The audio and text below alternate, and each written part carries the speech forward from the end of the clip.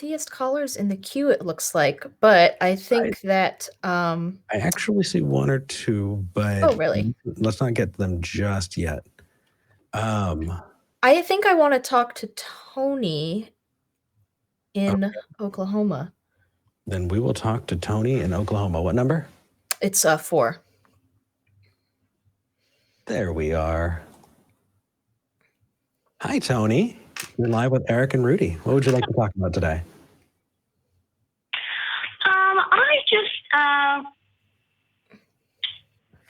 We're in our country and the world is in a tough spot right now. And, those of us that we're coming out of church and we're about done with religion.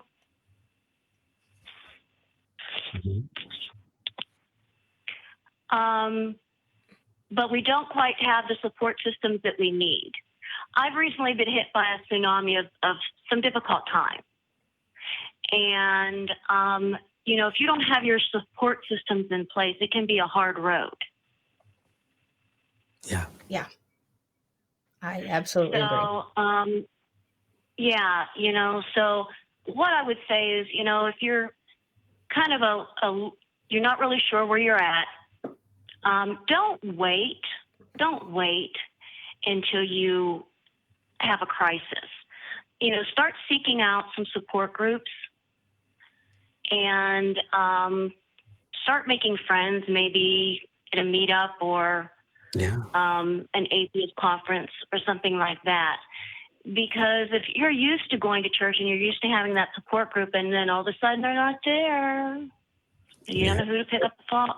You can't pick up the phone and talk to your church friends because they're not going to quite understand. Absolutely. Actually, just to tie into that, I do want to say that for those of you who are watching, if you have the time, please, if you want to volunteer, there are people who've emailed out and said, hey, I've got some time, I can volunteer. Go to Recovering from Religion. They need help on the Hotline Project. And for those who are in, Toni, the situation that you're talking about right now, being able to call in and talk to somebody can make the biggest difference. So we need more people to know that they're not alone. And what you're saying is fantastic. It's true. But not everybody has that physically. That there are people who reach out and that community is found online. But for anybody who does, if you need help, call the Hotline Project. If you want to volunteer, please do that. There are so many different things that Recovering from Religion, Grief Beyond Belief, the Pastor Project, the Secular Therapy. Oh my gosh, Secular Therapy Project is amazing. Please support them. Please volunteer. That one. That's something that I will definitely tap into.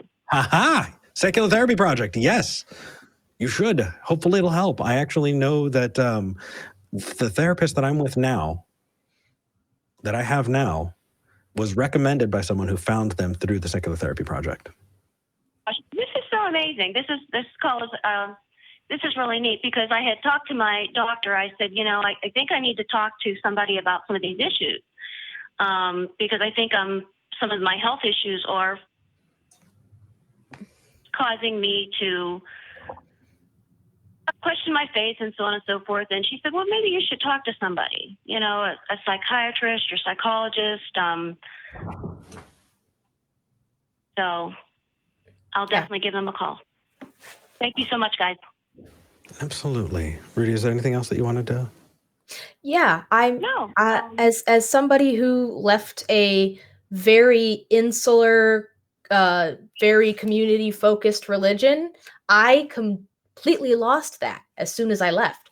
So I fully agree with everything that you were saying about getting a support system and what Eric was saying about finding that community online. Because for a lot of people, in fact, if you feel like you are lacking that support, you should start those groups.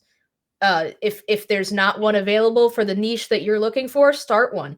I have done that in a couple of different areas, like I started an ex-Jehovah's Witness chat group on Tumblr that there wasn't one before. So I was like, I'm going to make one because I know that there's a lot of people here who need to vent and who need to just know that other people are out there going through the same crap. Basically, if you don't have that community for yourself, find one or make one. Yes. I had a conversation. Oh, go ahead.